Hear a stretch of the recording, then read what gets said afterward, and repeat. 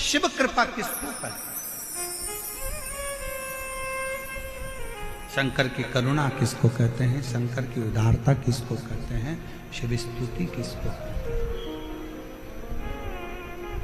फिर कहूं आप लोगों को कि क्या लेकर आप लोग यहां से जाओगे 7 दिन की कथा सुनने के बाद? ये तो मेरा बाबा जानता है। क्या ले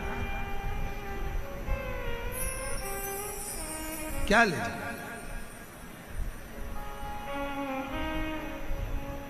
एक 18 साल की लड़की अपनी मम्मी से कहती है मम्मी मुझे भाई चाहिए, और मां कहती है कि मेरा रजो धर्म नहीं आता तो भाई कैसे हो? मेरा जस्वला नहीं होती और तेरा भाई कैसे आएगा? कैसे संतान की प्राप्ति हो सकती है? उस बेटी ने कहा मम्मी अलवर में शिव महापुराण की कथा चल रही है, उसी और वाला बाबा आया है, कथा चल रही है, मैंने सुना है पंडाल में बैठकर जो मांगा जाता है वो देता है, चलो अलवर चलते हैं। वो 18 साल की बेटी अपनी कथा में, मां कहती है संतान नहीं हो सकती, डॉक्टर मना करा, पर वो बेटी कहती है कि अगर पंडाल में बैठकर मांगो ना मां, भगवान देता जरूर है। और अलवर की कथा सुनने का 3 महीना भी पूर्ण नहीं हुआ और बाबा की कृपा से संतान गर्भ थे। कहीं अगर बेटी और अपने बेटे को लेकर आई हो तो आ सकती है। फिर कहें देवता देते हैं पल्ला झाड़ कर और महादेव देता है छप्पर फाड़। वो शिव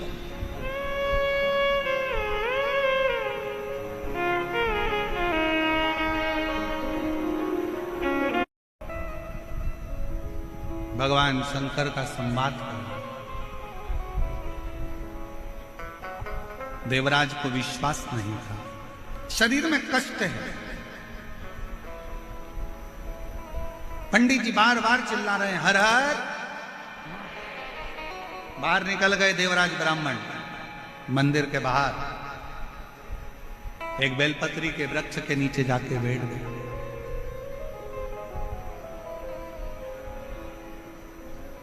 और बेलपत्र के वृक्ष के नीचे जाकर बैठे ही थे, शरीर के कष्ट के कारणवश, तपन के कारणवश उसके प्राण छूट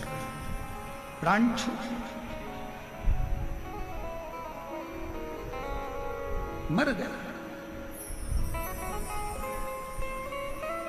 अब प्राण भी कहां छूटे? 2 क्षण की शिव महापुराण की कथा सुन ली, शिवालय होकर आ गया, बेलपत्री के पेड़ के नीचे उसके प्राण छूटे, बेलपत्र के वृक्ष के नीचे। कहते हैं जिसके घर में बेलपत्र का वृक्ष लगा होता है उसके घर में काल भी महाकाल को देखकर डर जाता है और अंदर प्रवेश नहीं करता। इतना प्रभाव।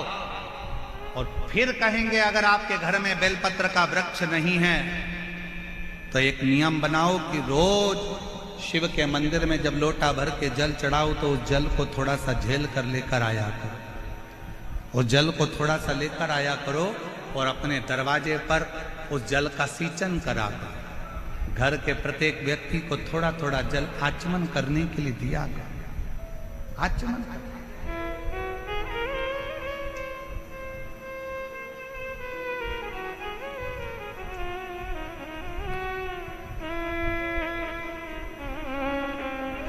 एक बात और कहेंगे आज ईसर गोरा शिव महापुराण की कथा से। मान लो कोई वस्तु आपकी खो गई, कोई चीज नहीं मिल रही है, बहुत देर से आप ढूंढ रहे हो, प्रयास कर रहे हो। सुबह सुबह जब भगवान को जल चढ़ाने जाओ ना तो जो जल लेकर आते हो ना उससे अपनी साड़ी का कोई भी पल्लू जरा सा भाग उसको गीला कर लिया कर थोड़ा सा, और उसको नेत्र से लगाकर घर में आकर उस वस्तु का स्मरण कर कर बाबा से प्रार्थना करो बाबा मेरी वो सामग्री बहुत कीमती थी पर मिल नहीं रही। आप प्रयास करोगे ना बाबा तो ढूंढ सकते। विश्वास करता है 24 घंटा